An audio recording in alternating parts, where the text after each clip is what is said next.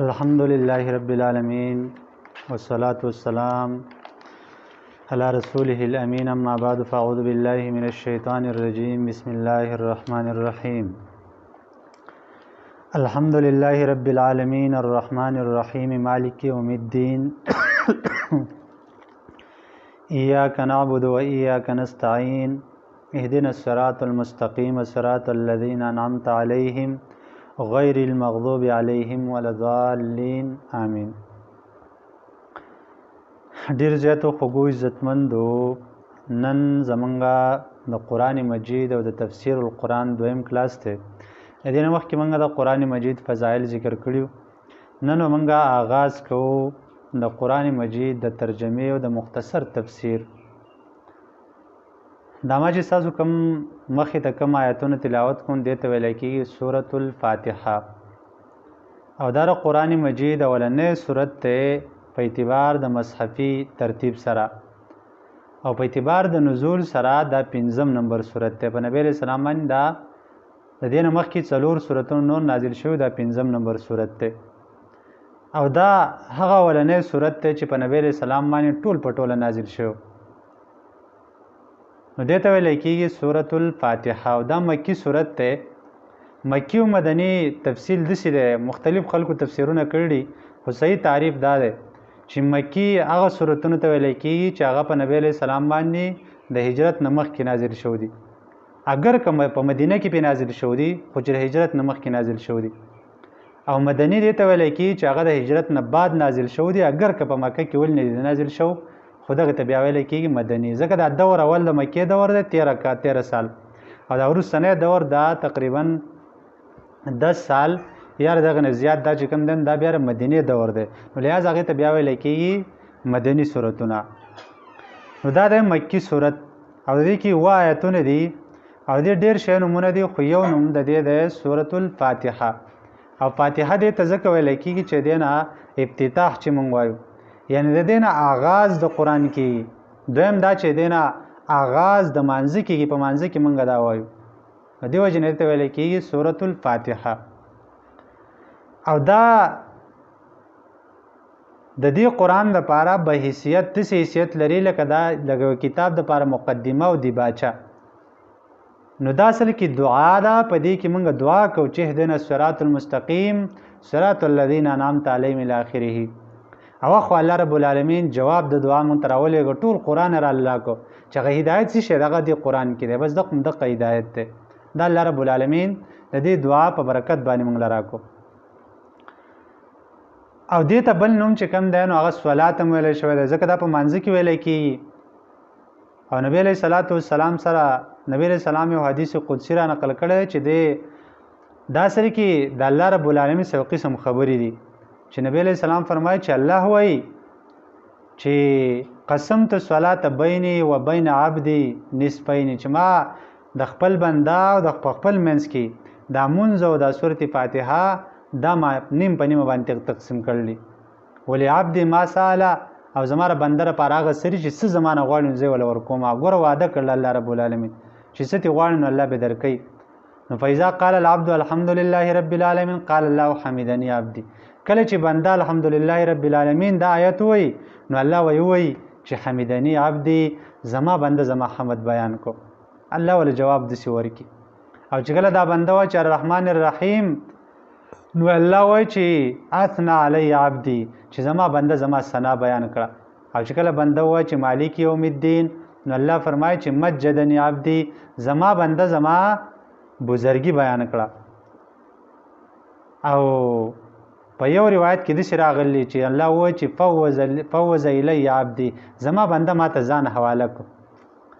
او بیا چې کله دا بنده وایي چې ایاک نعبد و ایاک نستعین، نو نبی علیه السلام فرمایل چې الله وایي چې هذا بیني و بین عبدي، دا زما او زما بنده په مابین کې په نیمه باندې دی. ګور دا زما بندګي کوي،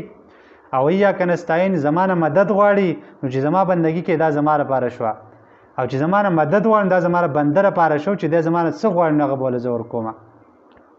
او چې کله دا بنده اهدنا الصراط المستقیم ولا الضالین پورې دا ووایي نو الله رب العالمین فرمایي چې هذا قال هذا لعبدي ولعبدي ما سأله، چې دا زما بنده لپاره دی، او چې زما بنده زما نه څه غواړي نو هغه به له ورکوم.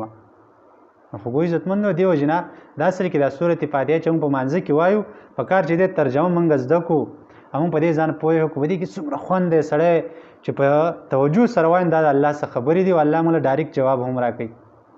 د شنه چې الله زمونه غافل دی نعوذ بالله او د دې فضیلت کې دا راځي چې ابو سعید ابن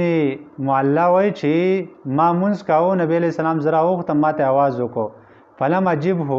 نو ما جواب ورنکړ ځکه په مانځ کې مو بیا مې نبی علیہ السلام ته وزر وړاندې کو چې یا رسول الله انی كنت اصلي یا رسول الله ما منځ کاو نو نبی علیہ السلام ته فرمایل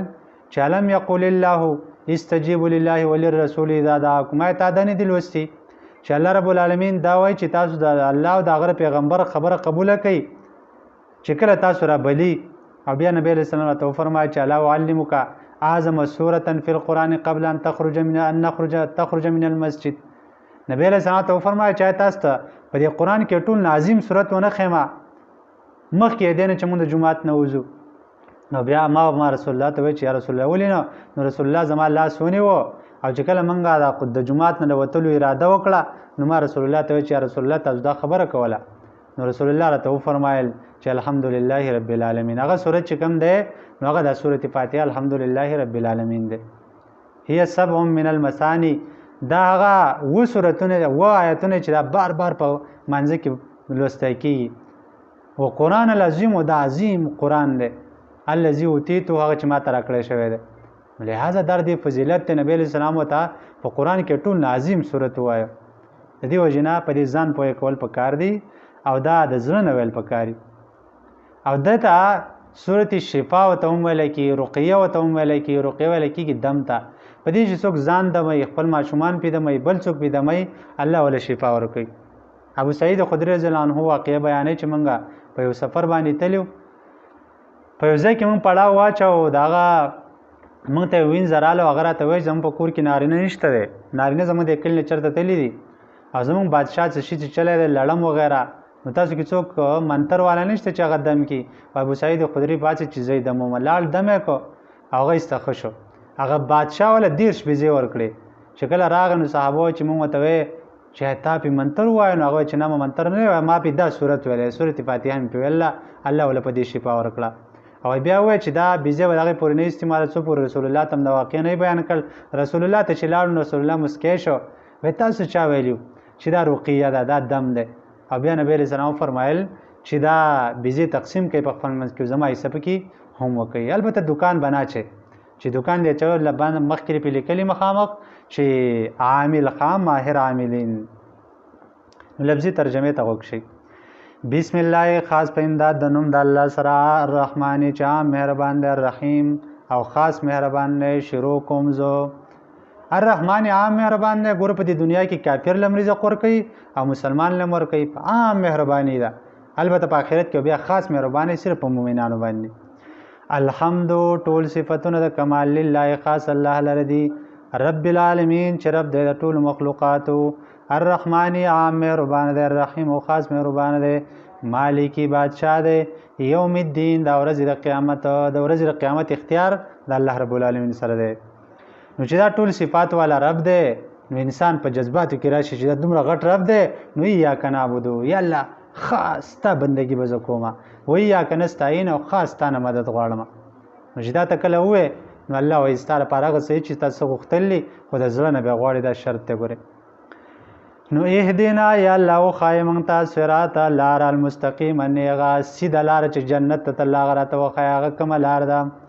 صراط الذین لار دا خلقو انعام تا چې تا انعام کړل علیهم پاغي باندې دا خلق لار ته وخیا چې پاغي انعام کړل تا نږدې خلی ساز خو خلق دي او چې مون پاغه لار لاړ شو نو په منګ هم ته انعام وکي غیر المغضوب لار دا خلقو چې پاغي غضب کړی شوی دی مغضوب مفعول صيغه ده هغه خلک چې پاغي غضب کړی شوی دی ځکه کله علیهم پاغي باندې کله هغه په لار مونږ روان شو ظاهر خو چې په مونږ غضب کیږي نعوذ بالله من ذلک دا لار ته مخیا ولذالین او لار د گمراهانو لار ته مخیا ځکه چې هغه په ګمراهۍ روان دي نو موږ هم بیا ګمراه شو د هغې په لار چې روان شو نو الله دې موږ د هغې نه وساتي آمین الله رب العالمین قبول کړي دا دعا رب العالمین دې په دې څو خبرو د عمل کولو توفیق راکړي د قرآن د زده کړې په دې باندې عمل او نور خلکو ته د رسولو توفیق دې الله راکړي واخر دعوانا الحمدلله رب العالمین